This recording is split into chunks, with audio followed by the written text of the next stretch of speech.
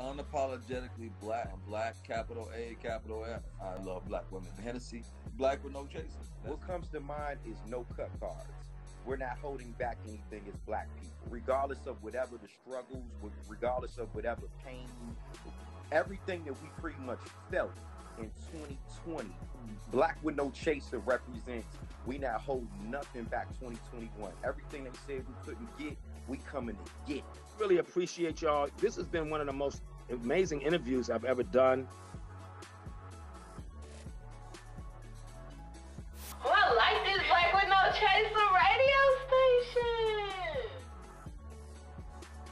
Yo, what's good, everybody? It's your boy Rillo, and we back with another episode of the Black Lunch Break, man. I'm here with my co-host Seek. Look, that's my sister, my right-hand person, the homie, the everything. So look, today we got Justin Sutherland in the building from TruTV's FastFoodies. So if y'all haven't checked it out, we got one of the star hosts on the show right now. Is going to be joining us from the Black Lunch Break very shortly. So y'all stay locked. Yeah, welcome to the show. First of all, how you been, man? Pandemic, COVID, just checking the pulse real quick to see how you been as a human being. I know that you probably a lot of these, and people got a lot of questions to be asked, but I think sometimes we totally forget about the human and only really the creator, right? And people out there making content. We ain't checking on our people. As people who create content, I just want to ask you, brother, how you been? Honestly, I'm doing all right, all things considered. This year was rough, obviously, for all of us, but I think it provided us an opportunity to kind of look inward, really focus on some self-care, some self-love, figure out what we need and what makes us happy and how to get through this. So it was definitely a difficult year, but I'm doing very well. We made it. We made it. That's all that's important. We still making it. That's right. A lot of folks, bro, didn't make it. No, seriously. People didn't make it. No, folks did not make it. That's the crazy part. And that's the sad part, too. And so, I be looking at the stats, man. And it's like, it's kind of crazy because, like, sometimes I travel around and you go to different parts either the world or the country. And some people really believe this whole thing is like a hoax. Like, it's just something like some fabricated, made up, like that, bro. And I'd be like, are y'all living in the same? Are you seeing what we're seeing? Right. It's real. You know what I'm saying? Like, and the wild part is, I don't know if you've seen this, man. We're just kind of making like just chit chat with you for a second. I don't know where you're based at, but Texas is wide open. And as a baseball fan, avid baseball fan, and a former baseball player, I wasn't really surprised. But like, God damn! So the Texas Rangers, crazy. They had 100%, sold out. Come up, crazy. Man, come get this COVID. Come get this COVID. Come and get it. It's like, God damn, man. So anyway, I'm in Minneapolis, so we're pretty locked down, but we're also, what's up? We are the focus. It is, what's that energy like? It is, it's palpable. It is, it's great to see the people come together. Black, white, everybody, standing up for, for this murder that we watched happen. But, being in Minneapolis, being at the forefront of the world right now, the eyes of the entire world are on us. So, we've got a big responsibility to make sure this goes right because, we're not standing for it anymore, so. Absolutely. Period. Hey, Black with No Chaser, we definitely aren't standing for it. We're not standing for any of that shit. So with that being said, I'm going to ask you the first question. What comes to mind when you hear Black with No Chaser? That means unapologetically, not watered down, black. Us. Period. The end. It means we're not putting our business, our white business voice on. We're not changing depending on who we're talking to. We are being unapologetically us, and I love everything about that. What's that? Isn't it like a show that just came on Netflix or something like F code switching or something? Something like that. Yeah, that's what it is. And but yeah, that's real though, dog. Like someone asked me, I was talking to my homegirl the other day, and she was like, "Yo," I said, "Man," I said, "I don't know if I go work for anybody. You know, I don't know. I don't know what that, because I feel like, you know, we create this space over here that's like, you know, totally different. And being somebody that, you know, even in your own right, is kind of a, you know, you're on your own too. Like, you know, your own content, creating your own shows. And bro, it's like I be thinking about like, where would I go? Like, you know what I'm saying? Like, what is, like, how much money do I need to be like, I can deal with you and what y'all got going on over here? It just really is like, it's just that that peace of mind is real. It's definitely something that I think now more than ever, now talking about the pandemic a little bit, people, you see more people on health and wellness, looking more inward, getting into yoga and meditation, and trying to live a more healthier lifestyle, but more so spiritually and mentally, because we've been cooped up in our cribs. So yeah, man. But you know, Black women. Absolutely. Love it. So I was excited for Cirillo to even hop on this interview, considering him being in the chef, I'm a chef to the hood. Yeah. Yes, to the hood. That's what's up. So this conversation is going to get very good. I already know, but I'm ready. Get into it. Let's get into it. Like, how long you been in the kitchen, bro? Like, when you started doing your thing? You know, honestly, most of my life. I mean, I grew up in the kitchen with both others. You know, I had a grandmother with Southern roots. What just happened? How'd I lose you? No, you. Are you guys? Yeah, we're here. Somehow I lost your video. Oh, sorry about that. You popped off. Anyway, you know, I mean, I grew up in the kitchen. Food was always just a big part of our life. You know, my grandmother had roots in Mississippi, and, you know, she was just the soul food. Big mama, always cooking for the neighborhood. You know, every Sunday was dinner at grandma's house. You know, so it started that way. I never planned on being a chef. I went to business management school first. I always wanted to be a lawyer. After I got my business degree, I was done with the office life. You two got a lot in common. With all that. So I moved to Atlanta and went to culinary school. Twofold. I mean, back in 2003, Atlanta was the spot to be. I mean, you know, for a Black man, I wanted to be in the thick of it. And, you know, being from Minnesota, I really wanted to go somewhere, A, just to really get into that Southern food, and B, just to be around, you know, successful Black people. I wanted to go to the mall, and the Bentley out front was owned by the brother, and not by the mall. And the mall was owned by the brother. So that's really why I really went to Atlanta, and that's where I really started cooking down there. But I've been doing it for about 15, 20 years. That's what's up. You know, being from New Orleans, man, and I feel like mine was first out of necessity, because when you went to college, you just start cooking whatever, like, you know, whatever you can really, you know, scrounge up whatever, you know, budget you got. But I really didn't, you know, get into cooking until when I moved to LA, and I was really on my own, and I was making a little more money than college, and I was able to buy some food that I felt was a healthier style of living, and so on and so forth. But it really didn't crank up till I went to the SIP, right? I was in the SIP, I was in law school, and like I was always cooking. Like, I've been cooking, you know what I mean, for a while. But the SIP, like the grilling side and the backyard barbecues, it was like, yeah, we barbecue in New Orleans, but like, you know, in the country, it's just different. The country barbecue is just different. If you ain't never been to a country barbecue, then you probably ain't never been to a real. It doesn't stop. It doesn't. As long as there's coals on, as long as the coals are out, you better get some meat. Hang out my uncles to be like, y'all got meat, and you be like, you still got some on the grill? And get a pick 5. You get that pick 5, and you say no more. Sausages, then red hot link drink. Anyway, so if y'all never had that pick 5 before, I know that, you know, we just cut from a different cloth, and it's okay. But you know, I started going there, and I started cooking. And I came to DC, man. But through it all, I feel like, just like you probably can say, is like once you learn like the kind of some of the fundamental things, then like the creativity begins, and like you know, then you start working with recipes and different ways of doing that. And then I started doing like my own chef thing out in DC, and I don't really do anything professionally, but you know, I got brown chicken that be popping off every summer for my birthday. And and I really be cooking for the hood, man. Everybody call me Real Willow, what you cooking? So yeah, Rillo be cooking, Justin be cooking, we be cooking. I love it. Maybe one day in Minneapolis, you know what I'm saying? We can collab on some. We should. Are you still out? Are you still out in DC currently? Yeah, I'm here. Oh yeah, okay. You ever see my guys Eric Adjapong or Kwame out there?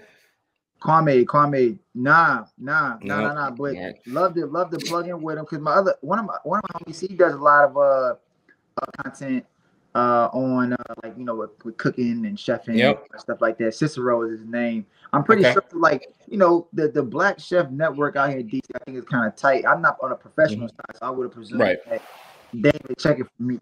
But yeah, man, it's a solid group of chefs that be out here in the network in DC and anything. So yeah, man, just pass the info. I'm happy to plug in with them. For real. Yeah, absolutely. Yeah, I'm gonna share that with you after this. Dope. Sure. So TruTV, how did this come about? Considering the pandemic and everything. Yeah, I mean, honestly, it was we got approached with the show almost a year and a half ago. And when they called with the concept, I was all about it. I mean, after doing Top Chef and Iron Chef and all those heavy competition shows, when they said it was just going to be something fun, lighthearted, we got to remix fast food, something that we all have a relationship with. Like I was in already.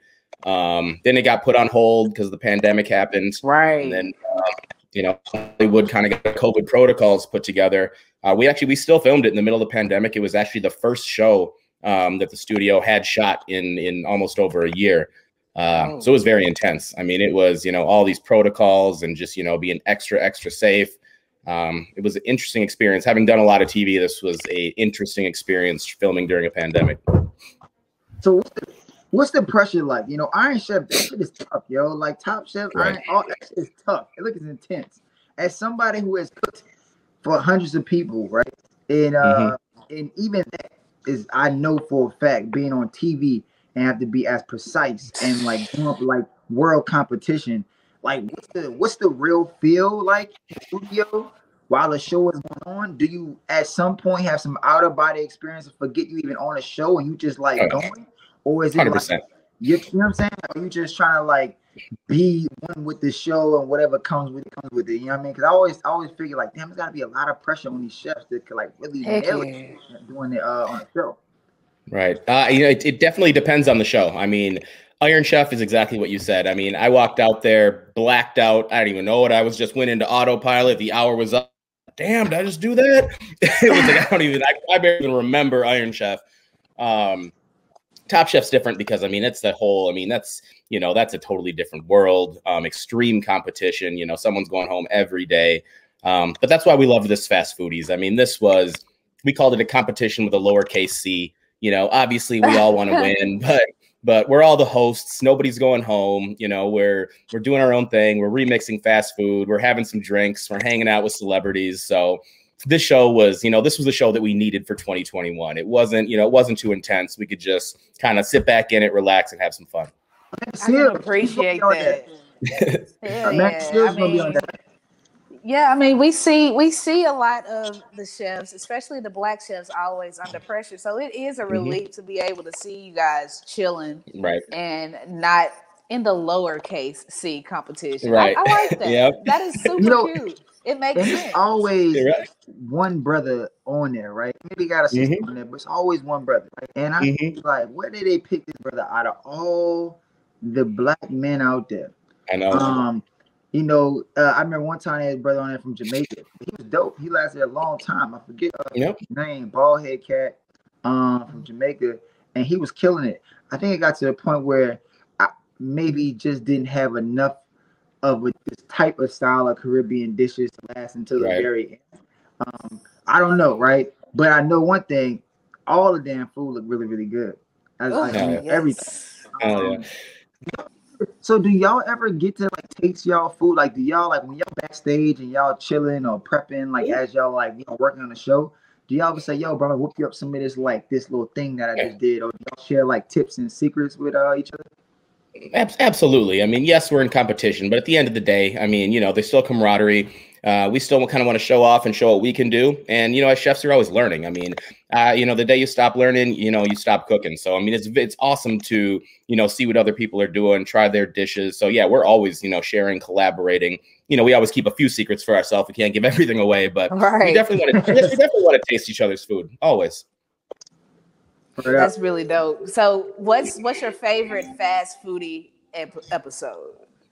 Oh man, I think a couple of them. I think the episode with Ron Funches was one of my favorites. The Wendy's spicy chicken sandwich. If you guys don't know the comedian Ron Funches, his comedy is absolutely hilarious. I bet this brother is hilarious, and he brought one of my favorite sandwiches. So he was great. And then Bobby Lee, if you guys know Bobby Lee, the comedian, I mean, he is just a clown. So, I mean, spending an entire day with him was pretty nuts. And he brought the Egg McMuffin, which is one of my other favorite sandwiches. So they literally spend like the whole day with y'all when y'all are doing this particular episode. Oh, I mean, I think we had was 12 hours, the longest day, and we spent about 8 hours with Joel McHale just because he wouldn't shut up. So it took a long time to tape it. Word. But each show is just like y'all take one day, you know, work through it. Obviously, y'all got the script. The show's already pretty much like run of show is put together, and y'all send everything over and say, "Hey, y'all come in." I mean, honestly, not with this one. I mean, there's no script. There was no real run of show. You know, we knew what the dish. It was dope, and that's why I think this is the show where we really got to see us as who we are. You know, as people. They told us the dish. We didn't know the dish or the guest, and we just went out there.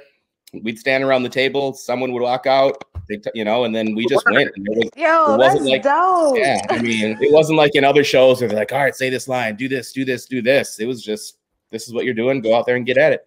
My favorite entertainer with the cooking is 2 Chainz. Yo, I think 2 Chainz be having me. I would love, yo, for real. My one of my dreams right now list in terms of like doing cooking side by side with somebody is doing one side by side with 2 Chainz, dog. Like, and absolutely. See, I've never seen a 2 Chainz one, Justin. I'm pretty sure you have, especially if you watch Vice or like things like or whatever. But yo, like 2 Chainz is a kicks dude, man. That dude is hilarious. And the one we was tasting all the edibles and Buddy was he was so high. I saw that. He was like, "Hey, Brett, hey, slow down, man." And he was like, "No, I'm good." I'm good. But as he's saying it was good, he was like lighting the day, and I'm like, "God damn!" But I don't know how he lasted.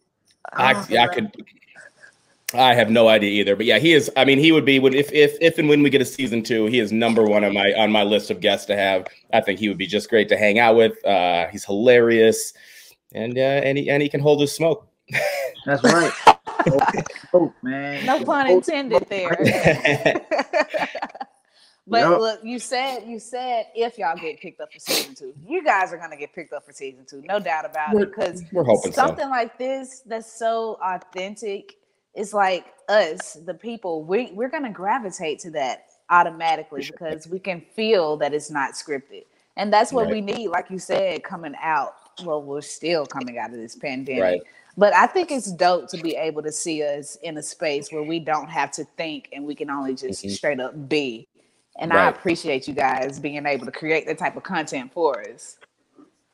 Appreciate it. Thank you. What network, if folks need to find the FastFoodies, right? You need to find what network is it actually currently streaming on?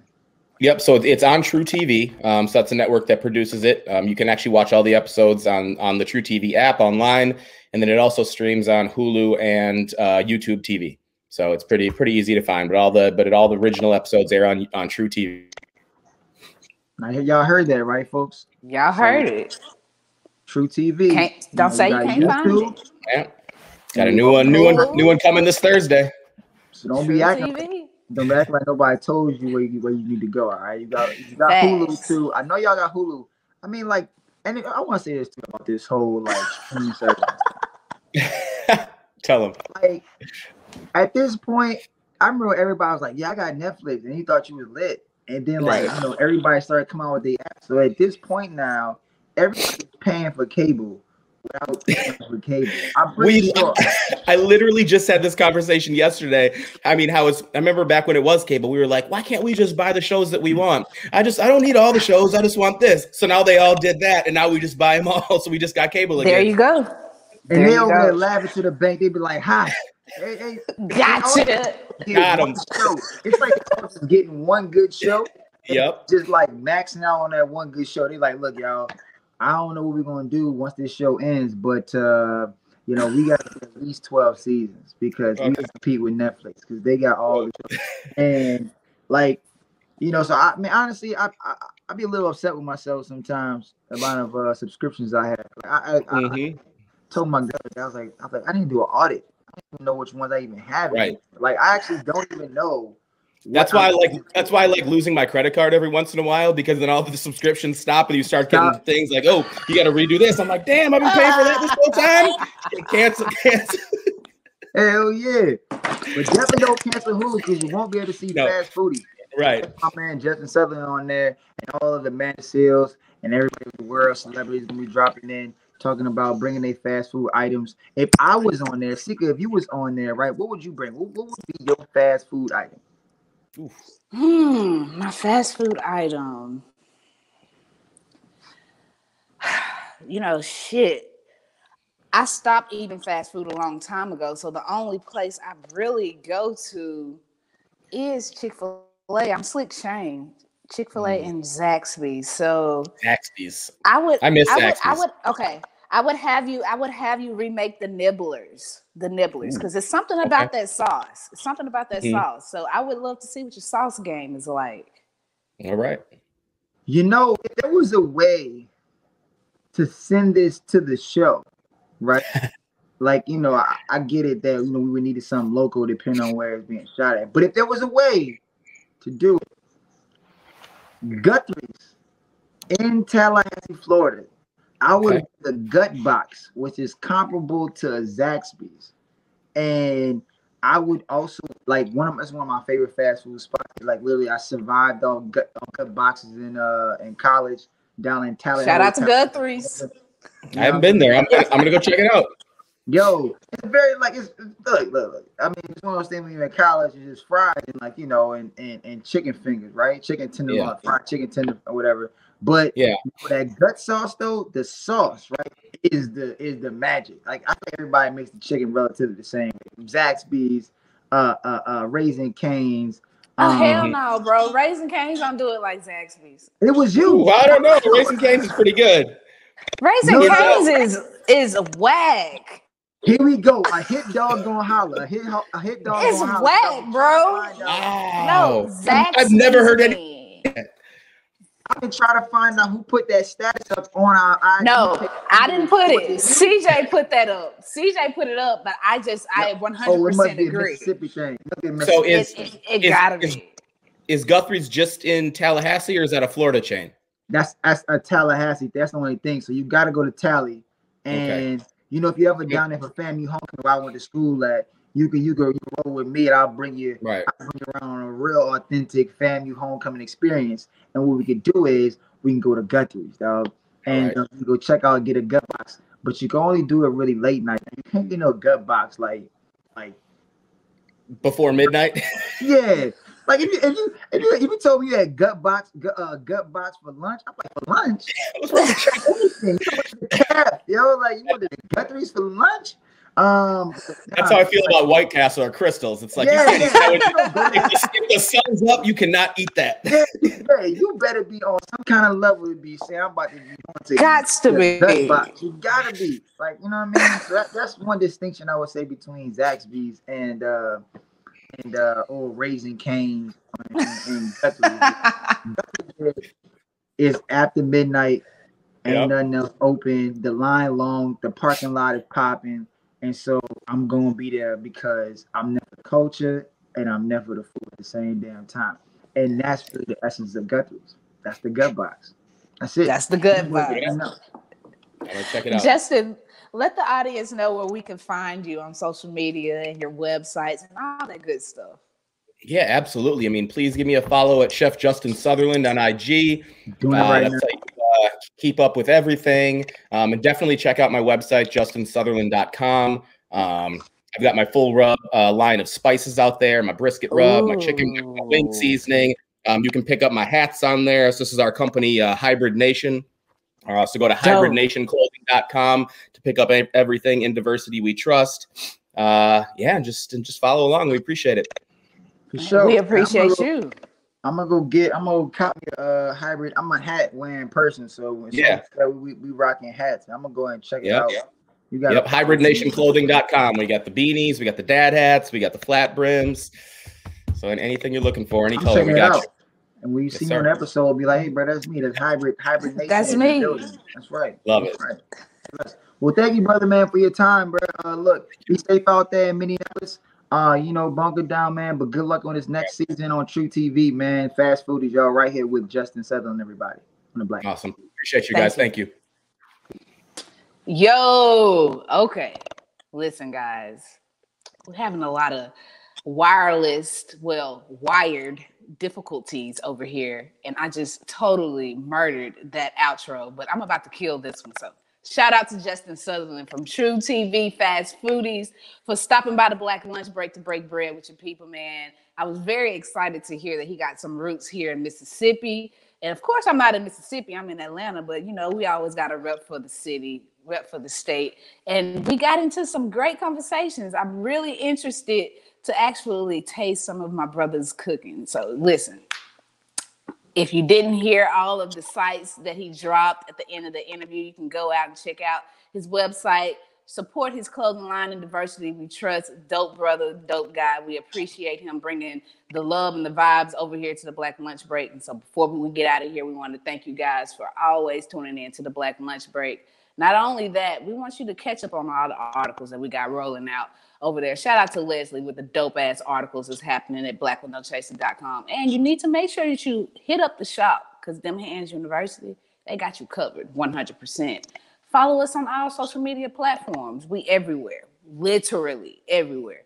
If you're watching the Black Lunch Break, you definitely need to be subscribed to Black with No Chaser TV on YouTube. And we definitely appreciate all 500 plus of you that have taken the time out to subscribe to us. Now, as we get out of here, I want to make sure that you guys show some love to all of the episodes that we got on all of the platforms. So if you're a Facebooker, go over to Facebook, but not only watch it, share it. We appreciate you guys sharing, commenting, and liking on this content, because we need your input on these things. So thank you so much for tuning in to the Black Lunch Break. Here with my guy Cirillo, the usual suspects, as usual. We about to get out of here, man, where we think black, live black, unapologetically. Being that you have such a reach, I thank you for putting me on, man. For sure. And we always ask folks when they first come on here, man, because it's like a tradition. We started doing this the first season. We started, and the question is right there in front of you. You can see it. What comes to mind when you hear Black with No Chaser? With no chaser. Pure, hardcore, the real. You know what I mean? The real. Yeah, man, the essence, the real essence. Really appreciate y'all. This has been one of the most amazing interviews I've ever done. My job as one of the OGs, and my teachers will tell you, my teachers started Duke Ellington, the first class of Duke Ellington in DC. They were revolutionaries. They were street kings and queens. Glenda Dickerson, I got to give homage. Mike Malone, Peggy Cooper Cafridge, Skipper Driscoll, Charles Organs. Well, he's still alive, God bless. Charles Brown, who saved.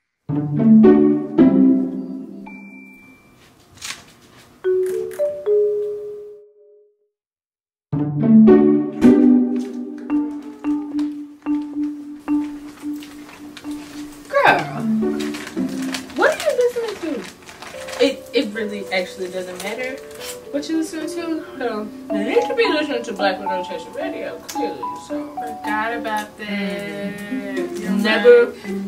Never forget. Right. Never forget. My mistake. Black with No Chaser Radio.